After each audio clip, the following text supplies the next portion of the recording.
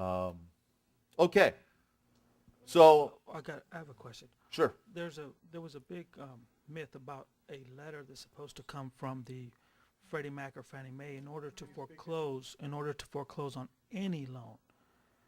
And then it was kind of like everybody was weary about it. Then I saw a notification that said that they've complied with 2924 California Civil Code, and there's a letter from the commissioner authorizing the foreclosure from Freddie Mac or Fannie Mae. And then I heard that there was no commissioner at all assigned to do these letters. Are you aware of any type of letter that's supposed to authorize any type of foreclosure? If it's if it's in a security that Fannie Mae or Freddie Mac own, they are supposed to give you every opportunity. And I believe a lot of you have been sucked into this myth, and I'll answer your question. I hate to use this term, it's a dirty word, but the word modification. Gosh, should everybody get sucked into that? And I'm going to lead to answer your question on that.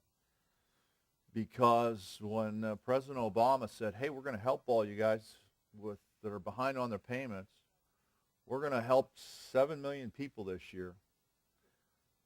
Um, that was pretty good news, I thought. I thought that maybe he had something up his sleeve that would work. Unfortunately, I think it's one of the most, we should have FDR back. I hate to say it, but it's one of the most failed programs, and if you go on the FDIC website, you will see that their modification program doesn't work. And I will tell you why the modification doesn't work, and I'm going to get to you in 1 second here. Because there's something called a pooling and servicing agreement. And I'm sure a lot of you in this room have either heard of one or know that one exists. They're very hard to get a hold of. It's called a pooling and servicing agreement. Here's one right here. It's this thick. And Cindy, this is the one I gave you that inadvertently I just pulled it out. It's called a pooling and servicing agreement. And you know what it says? In a nutshell, it basically tells the master servicer what they can and can't do with your loan. So all of you who might have entered into a trial modification, right? Sounded like a great idea. Get $500 knocked off of my payment. And they're going to give me 90 days to do this. 2%, 1%, it was great. It just seemed rosy. I mean, the whole world changed. Now I can afford to live in my house. And then on the 91st day, you got a letter. Oh, maybe you didn't get a letter then? Okay, 2 years, never got one? Well, some of you get letters that say you're in default and you don't qualify for the program. That's unbelievable. You don't qualify for the program. Yet you paid these dollars. Yet they said you are on a trial modification. But in this document right here, it's called a pooling and servicing agreement. The document says, guess what? If your loan's in this trust, you don't get a modification. You're not allowed a modification. I don't care what President Obama says. You are not allowed a modification. That's what this agreement says if your loan is in this trust. It's about $5 billion. You thought you were getting a modification, but the pooling and servicing agreement, they forgot to even bring up to you. They never mentioned a document or a booklet. Basically what they never even mentioned the fact that they have to go by the investor's guidelines to modify your loan. So I believe a lot of people that I've spoken to got behind on that 90 days because, you know, that $500 a month that you were saving, they even had the audacity to ask for it back. Right. All the late fees, everything. They had the audacity to ask for it back. That's how brazen they are. And I hate to say this, I worked in the industry for 30 years, and it used to be a proud industry, but I have to tell you today, I'm a little bit ashamed. I'm a little bit ashamed that I represented what I thought were people who gave home loans, car loans, boat loans, made people's lives easier. But then when the securitization went away back in 2007, banks have to come up with something to make money on. So when the banks failed or the business was too big to fail, we all heard of AIG. All these securities got paid off. And the reason that you can tell that if your security gets paid off is if they file what's called a 15D, which means that they no longer have to report to the Securities Exchange Commission, which means that the security or your pool or the interest in your security is closed down. They've been paid off. The people who really own your loan or loans are what are called certificate holders and bond holders. They're the ones who own your loans, not Bank of America in the courtroom. They have nothing to do with it. The pooling and servicing agreement clearly states that they are just there to collect a payment. And the fee that they get to collect your payment, and at one time you were a customer of theirs. Do you remember those days? When you were really a customer of Bank of America? When you could pick up their 800 number and 20 seconds later, they answered the phone. You gave them the account number. Now what do? Push 7, push 9, push 6, and all of a sudden you hear this. Okay, what group do you want? Loss mitigation? Oh, no, we don't handle loss mitigation. You want customer service? We'll give you customer service.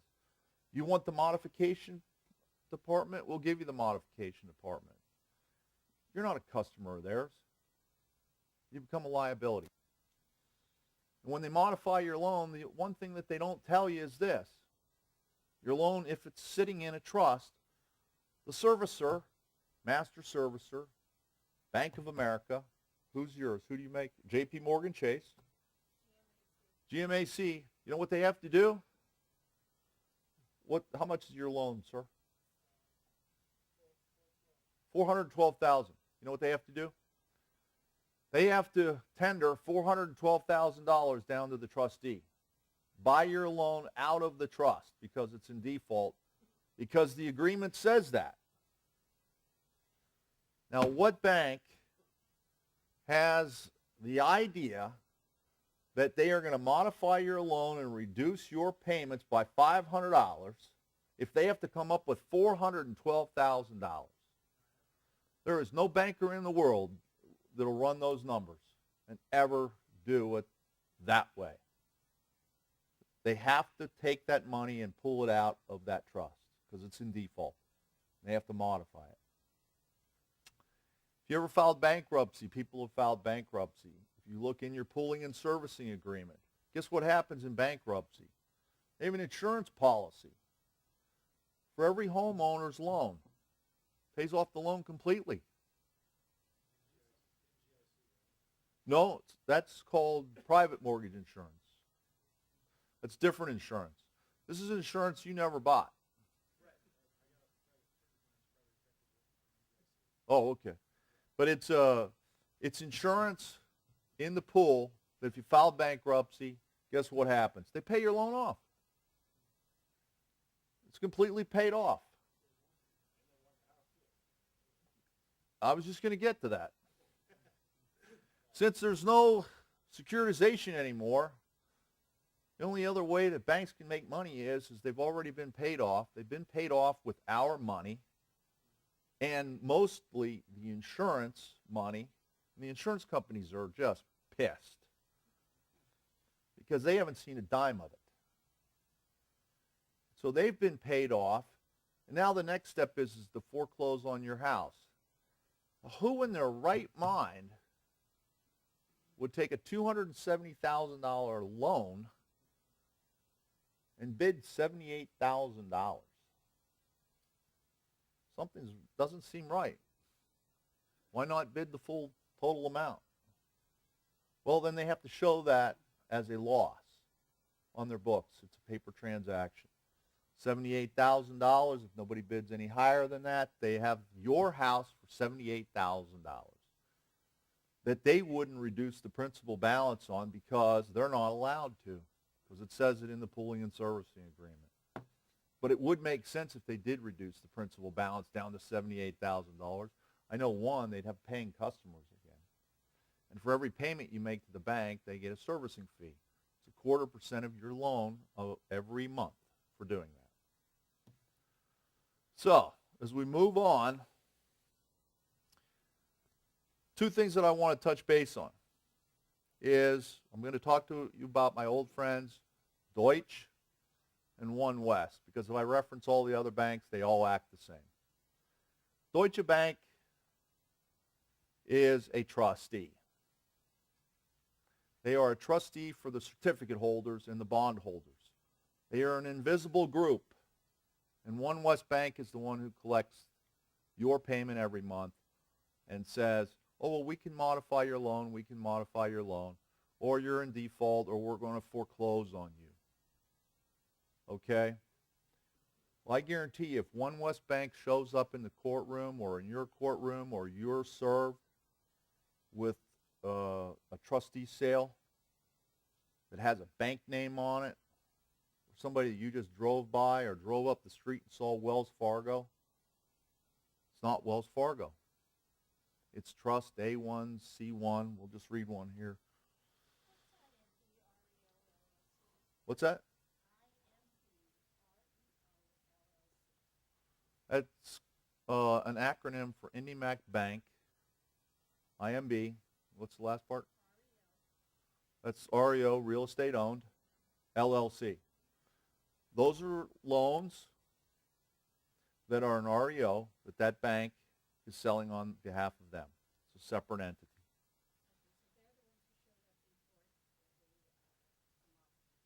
Okay. They're the ones that own that loan. Yes, it's in their REO. But they are probably, when they foreclosed on you, did they foreclose in IndyMac's name? It's on your girlfriend. Okay. It's an illegal foreclosure. That loan was in a trust. You got to find who the trust is. You got to find out where the trust is. And then if you pull what's called a 10K, real important. 10K tells you who the investors are and the percentage of what they own. 10K. 8K form as well. It's very important. It's a good form to have. But remember, no, they say different things. 10K and an 8K. I'll get to your question in just a minute. But remember, you have a trustee who owns a trust, and the loan is owned by certificate and bond holders. Now, if the trustee is foreclosing on you, let's just say Deutsche Bank, they're getting pretty smart at this. They're actually putting their name as being the note holder. They are the ones saying, hey, guess what, guys? We bought your loan from One West Bank. Well, I don't call that a trustee. I call it a partnership. Because if One West Bank was collecting my payment and you, Deutsche Bank, are the trustee, now you say you bought the loan from One West Bank, you're saying now you own the loan for consideration. It's a partnership. They always did own the loan. They were just merely acting as the trustee for the beneficiary, for the benefit of the bond holders and the certificate holders. That's all they were. And remember, as long as you get that part of it, the trustee.